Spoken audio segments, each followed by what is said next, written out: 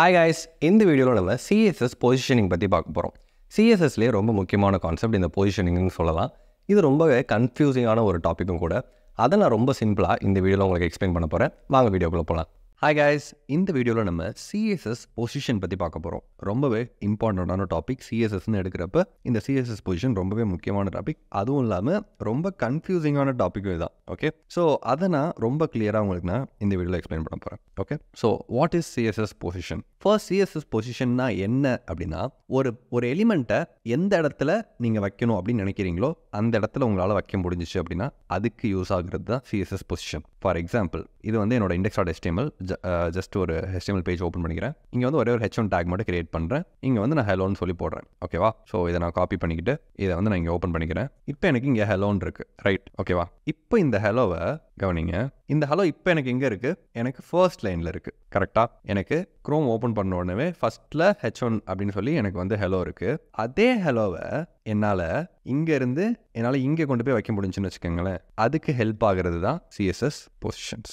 Okay, இந்த CSS positions பற்றி தான் நம்ம பார்க்க போகிறோம். ஓகேவா? இந்த சிஎஸ்எஸ் பொசிஷனில் ஒரு 5 டைப்ஸ் இருக்குது. Static, relative, absolute, fixed, stick. இது எல்லாத்தையும் பற்றி தான் இந்த வீடியோவில் நம்ம பார்க்க போகிறோம். ஓகே, சம்வாட் கொஞ்சம் தியரி கிளாஸ் மாதிரி தான் இருக்கும். ஸ்டில் கொஞ்சம் நம்ம படிச்சுதான் ஆகணும் இல்லையா? ஓகே, இங்கே நான் இப்போது ஒரு ஸ்டைல் டேக் ஓப்பன் பண்ணிக்கிறேன். இதுக்கு கீழே ஒரு டிவ் டேக் ஓப்பன் பண்ணிக்கிறேன். 3 டிவ் டேக் நான் வந்து கிரியேட் பண்ணிக்க போகிறேன். கிளாஸ் ஈக்குவல் டு 1 அப்படின்னு சொல்லி ஒரு டிவ், அடுத்து இன்னொரு டிவ், இங்கே கிளாஸ் ஈக்குவல் டு 2, அடுத்து இன்னொரு டிவ், இங்கே கிளாஸ் ஈக்குவல் டு 3. ஓகே, இப்போ இந்த ஸ்டைலுக்குள்ள .1, .2, .3 மூணுமே நான் வந்து ஸ்டைல் பண்ண போகிறேன். மூணுக்குமே ரொம்ப சிம்பிளாக ஃபர்ஸ்ட் நான் வந்து கலர் செட் பண்ணிக்கிறேன். Background colour red. அண்ட் எல்லாத்துக்குமே ஹைட் அண்ட் விட்த் செட் பண்ணி ஆகணும் இல்லையா? ஹைட் வந்து 100 பிக்சல். மார்ஜினும் போட்டுக்கலாம், அப்போ தான் நமக்கு டிஃப்ரென்ஸ் தெரியும். மார்ஜின் வந்து ஒரு 5 பிக்சல், விட்த்து ஒரு 100 பிக்சல். ஓகே, இது எல்லாத்தையும் நான் காப்பி பண்ணிக்கிறேன். கலர் மட்டும் தான் சேஞ்ச் பண்ண போகிறோம் ரிமைனிங்க்கு. மற்றது எல்லாமே சேமாக தான் இருக்க போகுது. ரெட் அண்ட் இதோட கலர் வந்து பிளாக், இதோட கலர் வந்து எல்லோ. இப்போது இது மூணோட அவுட்புட்டையும் இப்போ நம்ம வெளியே பார்க்கலாம்.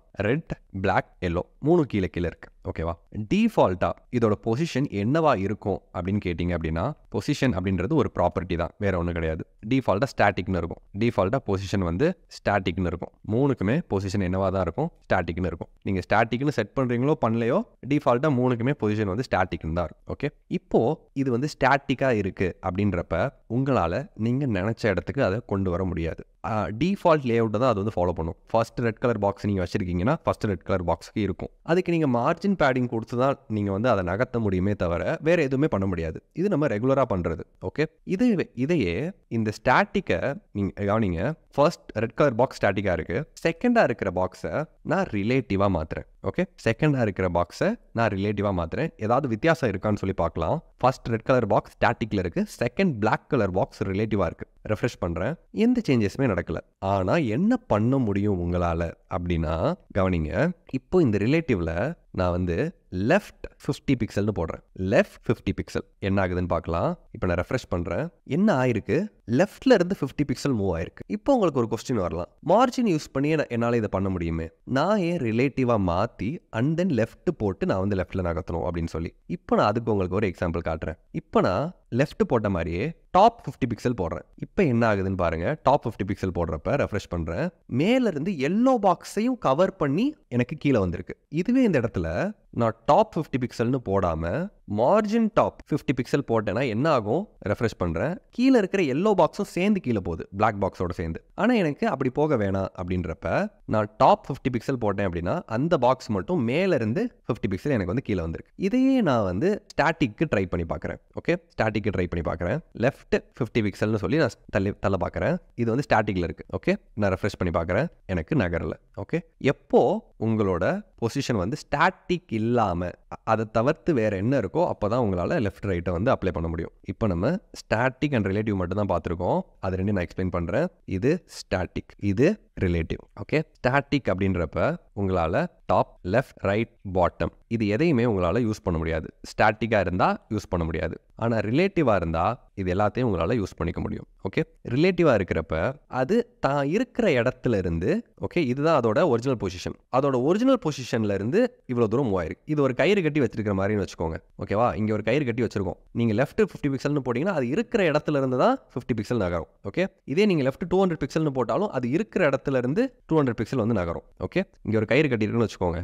அந்த 200 500 பிக்சல்ன்றது அந்த கயிறோட லெங்க்த்து. அதே அந்த கயிறு அந்த ஒரு மாடை கட்டி போட்டுருக்க மாதிரி வச்சுக்கோங்களேன். லெஃப்ட் போகணுமா ரைட்டு போகணுமா அந்த மாடு அப்படின்னு சொல்லி நீங்கள் வந்து டிசைட் பண்ணிக்கலாம். ஓகே, ஸோ இது ரிலேட்டிவ். இதில் இன்னொரு ஒரு ப்ராப்பர்ட்டி இருக்குது, Z இண்டெக்ஸ் அப்படின்னு சொல்லி நம்ம சொல்லுவோம். அந்த ப்ராப்பர்ட்டியை கவனிங்க. இப்போ என்ன பாக்ஸ் மேலே இருக்குது? பிளாக் கலர் பாக்ஸ் வந்து எனக்கு மேலே இருக்குது, எல்லோ கலர் பாக்ஸ் வந்து எனக்கு கீழே இருக்குது. கரெக்டாக? ஏன் அப்படின்னா இப்போ இந்த ரிலேட்டிவ்னு இருக்கிறப்ப இதோட Z இண்டெக்ஸ் எனக்கு டிஃபால்ட்டாக ஜாஸ்தியாக இருக்கும். இப்போ இதோட Z இண்டெக்ஸை நான் வந்து 1ன்னு செட் பண்ணுறேன், இதோட Z இண்டெக்ஸை நான் வந்து 2ன்னு செட் பண்ணுறேன். இப்போ என்ன கலரோட Z இண்டெக்ஸ் வந்து எனக்கு அதிகமாக இருக்குது? பிளாக்கோட Z இண்டெக்ஸ் 1ன்னு இருக்குது, எல்லோவோட Z இண்டெக்ஸ் 2ன்னு இருக்குது. அப்போது எல்லோக்கு தான் ப்ரிஃபரன்ஸ் ஜாஸ்தி. அப்போ இப்போ என்ன ஆகுதுன்னு பாருங்கள் ரெஃப்ரெஷ் பண்ணுறப்ப. ஓகே, ப்ராப்ளம் இஸ் இது ரிலேட்டிவாக இருக்குது, இது ஸ்டாட்டிக்காக இருக்குது. ஸ்டாட்டிக்காக இருக்கிறப்ப இந்த Z இண்டெக்ஸையும் உங்களால் அப்ளை பண்ண முடியாது. இந்த ஸ்டாட்டிக்கை நான் ரிலேட்டிவாக மாற்றிடுறேன். ஓகே, இப்போ 2 ரிலேட்டிவ் பாக்ஸஸ் இருக்குது, ஒன்றுக்கு மேலே ஒன்று. இப்போது எல்லோ டாப்பில் இருக்குது. ஏன்? எல்லோவோட Z இண்டெக்ஸ் 2, பிளாக்கோட Z இண்டெக்ஸ் 1. இப்போ அதே கவனிங்க. இப்போ இதோட Z இண்டெக்ஸ் 3ன்னு போடுறேன், இதோட Z இண்டெக்ஸ் 1ன்னு வைக்கிறேன். இப்போ எது மேலே இருக்கும்? பிளாக்கா எல்லோவா? ரெஃப்ரெஷ் பண்ணுறேன். இப்போ பிளாக் தான் மேலே இருக்கும். ஏன்னா பிளாக்கோட Z இண்டெக்ஸ் 5, 1 அதிகமாக இருந்தாலே மேலே தான் இருக்கும். ஆனால் பிளாக்கோட Z இண்டெக்ஸ் 5ன்னு வச்சிருக்கேன், எல்லோவோட Z இண்டெக்ஸ் 1ன்னு இருக்கு. ஓகே, ஸோ இதுதான் ரிலேட்டிவ். இப்போ உங்களுக்கு ரிலேட்டிவ் எப்படி ஒர்க் ஆகுது அப்படின்னு சொல்லி ஒரு அண்டர்ஸ்டாண்டிங் கிடச்சிருக்கும் அப்படின்னு சொல்லி நினைக்கிறேன். ஓகேவா? Okay, cool. அடுத்து நம்ம அப்சல்யூட்டுக்கு போகலாம். ஓகே, இந்த அப்சல்யூட் தான் கொஞ்சம் குழப்பமான விஷயம். ஓகே, ஸோ இப்போ நான் இது எல்லாத்தையுமே நான் ரிமூவ் பண்ணிடுறேன். ஓகே, இது எல்லாத்தையுமே நான் ரிமூவ் பண்ணிடுறேன், இதையும் நான் ரிமூவ் பண்ணிடுறேன். ஓகேவா? இங்கே வந்து ஒரு டிவ் இருக்குது, இந்த டிவுக்குள்ளே ஒரு H1 இருக்குது. ஓகே, இப்போ நான் இந்த டிவ்வை ஸ்டைல் பண்ணுறேன். இந்த டிவுக்கு மார்ஜின் லெஃப்ட்டு ஜஸ்ட் அண்டர்ஸ்டாண்ட் பண்ணிக்கிறதுக்காக இது எல்லாமே நான் உங்களுக்கு போட்டு காட்டுறேன். மார்ஜின் லெஃப்ட்டு ஒரு 100 பிக்சல் வச்சுக்கலாம். ஓகேவா? அண்ட் அதே மாதிரி இதுக்கு வந்து ஒரு பார்டர் செட் பண்ணிக்கலாம். ஓகே, சாலிட் பிளாக் 2 பிக்சல் அப்படின்னு நான் போட்டேன் அப்படின்னா 2 பிக்சலுக்கு வந்து எனக்கு வந்து அதோட பார்டர் வந்து செட் ஆயிரும். வித் வந்து ஒரு 200 பிக்சல், ஹைட்டு வந்து ஒரு 100 பிக்சல். இந்த H1குள்ளே ஹலோன்னு எழுதிக்கலாம். ஓகே, இப்போ இதோட அவுட்புட் நான் செக் பண்ணுறேன், என்னவா இருக்கும்னு பாருங்கள். இந்த மாதிரி இருக்குது. ஓகேவா? அண்ட் மார்ஜின் லெஃப்ட் மாதிரியே மார்ஜின் டாப்பையும் கீழே இறக்கிக்கலாம், ஒரு 200 பிக்சலுக்கு இறக்கிக்கலாம். ஓகேவா? ஓகே, இப்போது நல்லா கவனிங்க. நல்லா கவனிங்க நான் சொல்ல போகிறத. இப்போ நான் என்ன பண்ண போகிறேன், இந்த H1 இருக்குல்ல, இந்த H1ஓட பொசிஷன் இப்போ என்னவாக இருக்கும்? டிஃபால்ட்டாக ஸ்டாட்டிக்காக இருக்கும். ஓகே, இப்போ இதோட பொசிஷனை நான் ரிலேட்டிவாக மாற்றினேன் அப்படின்னா, ரிலேட்டிவாக மாற்றி லெஃப்ட் வந்து நான் 20 பிக்சல்னு சொன்னேன்னா என்ன ஆகும்? இந்த ஹெலோக்கு நான் லெஃப்ட் 20 பிக்சல்னு இப்போ நான் ரிலேட்டிவாக மாற்றி சொன்னேன்னா என்ன ஆகும்? இந்த ஹெலோ கொஞ்சம் நகர்ந்து இந்த பக்கம் வரும். கரெக்டாக? அது இருக்கிற இடத்துலேருந்து 20 பிக்சல் நகரும். இதே நான் வந்து 200 பிக்சல்னு போட்டேன்னா அது இருக்கிற இடத்துலேருந்து 200 பிக்சல் போகும். பாக்ஸ் உள்ளே இருக்கேன், பாக்ஸ் வெளியே இருக்கேன்லாம் அது கவலைப்படாது. இருக்கிற இடத்துலேருந்து 200 பிக்சல் நான் லெஃப்ட்டில் போகணுமா, சரி நான் போகிறேன் அப்படின்ட்டு போயிடும். ஓகேவா? இது ரிலேட்டிவ். இப்போ நான் இந்த பொசிஷனை அப்சல்யூட்னு மாற்றுறேன். ஏதாவது வித்தியாசம் தெரியுதான்னு பார்ப்போம். ரெஃப்ரெஷ் பண்ணுறேன், அப்சல்யூட்னு மாற்றுறேன், எந்த வித்தியாசமும் தெரில. எப்படி நான் ரிலேட்டிவ்க்கு லெஃப்ட் கொடுத்தேனோ அதே மாதிரி இப்போது அப்சல்யூட்டுக்கு லெஃப்ட் கொடுக்க போகிறேன். அப்சல்யூட்டுக்கு லெஃப்ட் கொடுத்து அதே மாதிரி 50 பிக்சல் போடுறேன். இப்போ என்ன ஆகணும்? ரிலேட்டிவ் எப்படி நான் வந்துச்சோ அதே மாதிரி நகரும்னு சொல்லி நான் நினச்சி ரெஃப்ரெஷ் பண்ண போகிறேன். ஆனால் எனக்கு வெளியே வந்திருக்கு. என்னடா நடக்குதுங்க? இப்போது சரி, டாப் 50 பிக்சல் போடலாம். டாப் 50 பிக்சல் அப்படின்னா மேலேருந்து கீழே 50 பிக்சல் வரணும். கரெக்டாக? அதாவது இங்கேருந்து இங்கே அவ்வளோதான் வரணும். ஆனால் இங்கேருந்து இங்கே 50 பிக்சல் வந்திருக்கு. இப்போ நான் அப்சல்யூட்னா என்னன்னு சொல்லி நான் எக்ஸ்பிளைன் பண்ணுறேன். நல்லா கவனிங்க. அப்சல்யூட் அப்படின்றது ஒரு என்ன சொல்கிறது, அவுத்து விட்ட மாடு மாதிரின்னு வச்சுக்கோங்க. ஓகே, இது ஃபுல்லாக கிரவுண்டு. ஓகேவா? இது ஃபுல்லாக ஒரு டெஸ்க்டாப் வியூ. அப்சல்யூட் அப்படின்றப்ப ரிலேட்டிவ் அப்படின்னா அது இருக்கிற இடத்துல இருந்து லெஃப்ட் ரைட்டுன்னு சொல்லி நகரும். ஆனால் அப்சல்யூட் அப்படி கிடையாது. அப்சல்யூட் டிஸ்பிளே சுற்றி கிரவுண்ட் எங்கே இருக்கோ அங்கிருந்து நகரும். உதாரணத்துக்கு இங்கே பாருங்கள், லெஃப்ட் 50 பிக்சல்னு போட்டிருக்கீங்க. இந்த ஸ்க்ரீனில் இருந்து லெஃப்ட் 50 பிக்சல். அடுத்து பாருங்கள், டாப் 50 பிக்சல்னு போட்டிருக்கீங்க. மேலேருந்து கீழே 50 பிக்சல். ஓகேவா? நல்லா கவனிங்க. திரும்பவும் நான் ரெஃப்ரெஷ் பண்ணி உங்களுக்கு நான் காட்டுறேன். இது ரெண்டையும் நான் எடுத்துறேன். இப்போ என்னவா இருக்குன்னு பாருங்கள். ஹலோ இங்கே இருக்குது. இப்போ நான் டாப் 10 பிக்சல்னு மட்டும் நான் போட்டேன் அப்படின்னா, டாப் 10 பிக்சல்னு நான் போட்டேன் அப்படின்னா ஸ்க்ரீன்லேருந்து 10 பிக்சல் வருது. ஓகே, அது இருக்கிற இடத்துல இருந்து கிடையாது, ஸ்க்ரீனில் இருந்து. இப்போ நான் டாப் 10 பிக்சலுக்கு பதிலாக ரைட்டு 10 பிக்சல்னு போட்டேன் அப்படின்னா இங்கேருந்து ரைட் சைட்லேருந்து 10 பிக்சல் வருது. அது இருக்கிற இடத்துல இருந்து ரைட்டு போல. ஓகே, ஸோ இதுதான் அப்சல்யூட். இப்போது இந்த அப்சல்யூட்டை நீங்கள் கண்ட்ரோல் பண்ணி ஒரு கூண்டுக்குள்ளே அடைச்சி வைக்கணும்னு நினைக்கிறீங்க. ஓகேவா? இந்த அப்சல்யூட்டுன்னு இருக்கிறப்ப இது கண்டபடி நகர்ந்துட்டு இருக்கு. உங்களுக்கு இப்படி கண்டபடி நகர வேணாம். இது ஒரு கூண்டுக்குள்ளே போட்டு அடைக்கணும்னு நினைக்கிறீங்க. ஓகே, இப்போ இந்த H1ஓட கூண்டு என்ன? இந்த H1ஓட பொசிஷன் வந்து அப்சல்யூட்டாக இருக்கிறப்ப அதோட கூண்டு என்ன அப்படின்னா மொத்த கிரவுண்டும் எங்கே இருந்து வேணாலும் அது நகர்ந்துக்கலாம். இப்போ இதை நான் இந்த பாக்ஸ் அப்படின்ற இந்த கூண்டுக்குள்ளே அடைக்கணும். இப்போ நான் என்ன பண்ணுவேன், இந்த டிவ்வை, இது சைல்டு, H1ன்றது சைல்டு, இது பேரண்ட், இந்த பேரண்டோட பொசிஷனை நான் ரிலேட்டிவாக மாற்றுறேன். ஓகேவா? இப்போது நான் திரும்ப உங்களுக்கு சொல்கிறேன் இப்போ என்னவா இருக்குன்னு. இப்போ நான் என்ன பண்ணியிருக்கேன், இந்த பாக்ஸை ரிலேட்டிவாக மாற்றிருக்கேன். இதுக்கு உள்ளே இருக்கிற ஹலோ அப்சல்யூட்டாக இருக்குது. இப்போ என்ன ஆயிடுச்சு அப்படின்னா, இதுக்கு முன்னாடி இந்த அப்சல்யூட் ஹலோ எங்கே வேணாலும் நகர்ந்துட்டு இருந்துச்சு. டாப்னா மேலேருந்து நகர்ந்துச்சு, லெஃப்ட்னா இந்த ஸ்க்ரீன்லேருந்து நகர்ந்துச்சு. ஆனால் இப்போ இதை நான் ரிலேட்டிவ் ஆக்குனதுனால இங்கேருந்து நகராமல் இதுக்குள்ளே நகரும். கவனிங்க, இப்போ என்ன ஆகுதுன்னு கவனிங்க. இப்போ நான் இந்த H1க்கு டாப் 50 பிக்சல்னு நான் கொடுக்குறேன். இப்போ என்ன ஆகுதுன்னு கவனிங்க. ரெஃப்ரெஷ் பண்ண போகிறேன். இந்த பாக்ஸ்லேருந்து 20 பிக்சல். ஓகே, இந்த பிக்சல் வந்து எனக்கு நகர்ந்துருக்கு 50 பிக்சல். இப்போ நான் அதே மாதிரி லெஃப்ட் 50 பிக்சல் கொடுக்குறேன். இப்போ என்ன ஆகுதுன்னு பாருங்கள். இங்கேருந்து லெஃப்ட் 50 பிக்சல் நகரும். ஓகே, இங்கேருந்து லெஃப்ட் 50 பிக்சல், மேலேருந்து ஓகே டாப் எடுத்துட்டேன், டாப்பும் 50 பிக்சல். அப்படின்னா மேலேருந்து இங்கே 50 பிக்சல் நகர்ந்துருக்கு. இது எதனால்?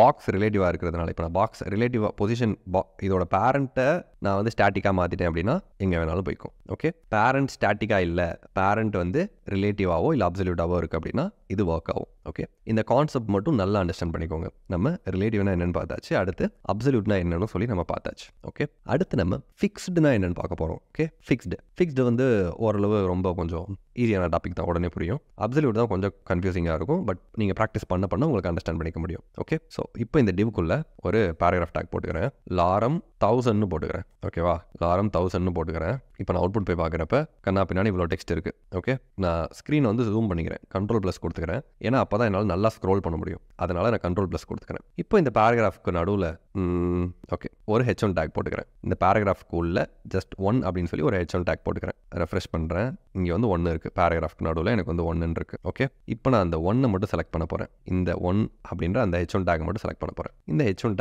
டேகோட டிஃபால்ட் பொசிஷன் என்னவாக இருக்கும்? ஸ்டாட்டிக்காக இருக்கும். கரெக்டாக டிஃபால்ட் பொசிஷன் என்னவாக இருக்கும்? ஸ்டாட்டிக்காக இருக்கும். இப்போ இதை நான் ஃபிக்ஸ்டுன்னு மாற்ற போகிறேன். ஃபிக்ஸ்டுன்னு மாற்றிட்டேன். இப்போ என்னவாக இருக்கும்? இப்போ என்ன ஆகுதுன்னு பாருங்கள்.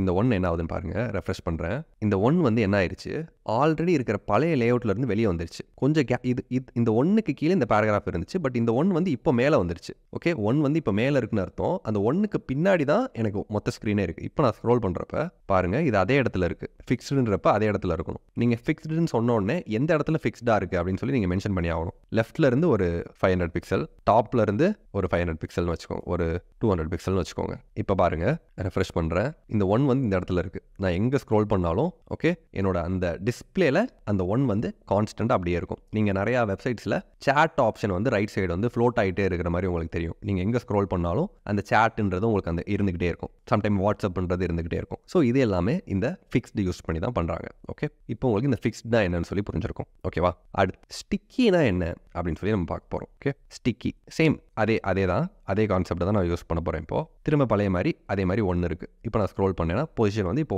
H1ஓட பொசிஷன் வந்து ஸ்டாட்டிக்காக இருக்குது. ஓகே, H1ஓட பொசிஷன் வந்து ஸ்டாட்டிக்காக இருக்குது. ஓகே, இப்போ நான் ரெஃப்ரெஷ் பண்ணுறேன். ஸ்டாட்டிக்காக இருக்குது. இப்போ இதோட பொசிஷனை நான் வந்து ஸ்டிக்கின்னு மாற்றுறேன். இப்போ நான் ரெஃப்ரெஷ் பண்ணுறேன். எதுவுமே ஆகலை. ஓகே, இப்போது என்ன பண்ண போகிறேன்னு பாருங்கள். இப்போ இதோட டாப்பை நான் வந்து ஸ்பெசிஃபை பண்ணுறேன். டாப் ஒரு 20 பிக்சல்னு சொல்லி நான் செட் பண்ணுறேன் டாப். ஓகேவா, இப்போ என்ன ஆகும் அப்படின்னா, இப்போது இந்த 1 வந்து ரிலேட்டிவாக இருக்கும். இப்போ இந்த 1ஓட பொசிஷன் என்னவாக இருக்கும்? ரிலேட்டிவாக இருக்கும். டாப் நான் என்ன கொடுத்துருக்கேன்? 20 பிக்சல்னு கொடுத்துருக்கேன். அப்போது இப்போ இந்த 1க்கும் இந்த 1ஓட டாப் என்னவாக இருக்கும்? இப்போது ஒரு 50 பிக்சல் இருக்குன்னு வச்சுக்கோங்க. இப்போ நான் மேலே ஸ்க்ரோல் பண்ண இப்போ அந்த 50 பிக்சல் 40 பிக்சல் ஆகும், 30 பிக்சல் ஆகும். இப்போ எனக்கு 20 பிக்சல் ஆயிடுச்சு. எப்போ அது வந்து 20 பிக்சல் ஆகுதோ அப்போது ஃபிக்ஸ்டாக மாறிடுச்சு. இவ்வளோ நேரம் ரிலேட்டிவாக இருந்தது, அந்த 20 பிக்சல் ஹிட் ஆகிறப்ப ஃபிக்ஸ்டாக மாறிடுச்சு. இப்போ நான் ஸ்க்ரோல் பண்ண அதே இடத்துல இருக்கும். ஓகே, இப்போ நான் ஸ்க்ரோல் பண்ண அதே இடத்துல இருக்கும். திரும்ப கீழே வரப்போ எனக்கு கீழே வருது. இப்போ இந்த டாப்பை நான் வந்து 0 பிக்சல்னு கொடுக்குறேன். இப்போ என்ன ஆகுதுன்னு பாருங்கள். ரெஃப்ரெஷ் பண்ணுறேன். இப்போது எப்போ அதோட டாப் 0 பிக்சல் ஆகுதோ அப்போ ஃபிக்ஸ்ட் ஆயிரும். ஓகே, கூல், அவ்வளோதான். ஸோ பொசிஷனோட கான்செப்ட் இவ்வளோ தான். எகெயின் இதை வந்து உங்களோட ப்ராஜெக்ட்ஸில் நீங்கள் போட்டு ப்ராக்டிஸ் பண்ணி பாருங்கள். ஓகே, அப்போது ஒரு பெட்டர் அண்டர்ஸ்டாண்டிங் உங்களுக்கு பொசிஷன் பற்றி கிடைக்கும். Okay, see you next video guys. Bye bye.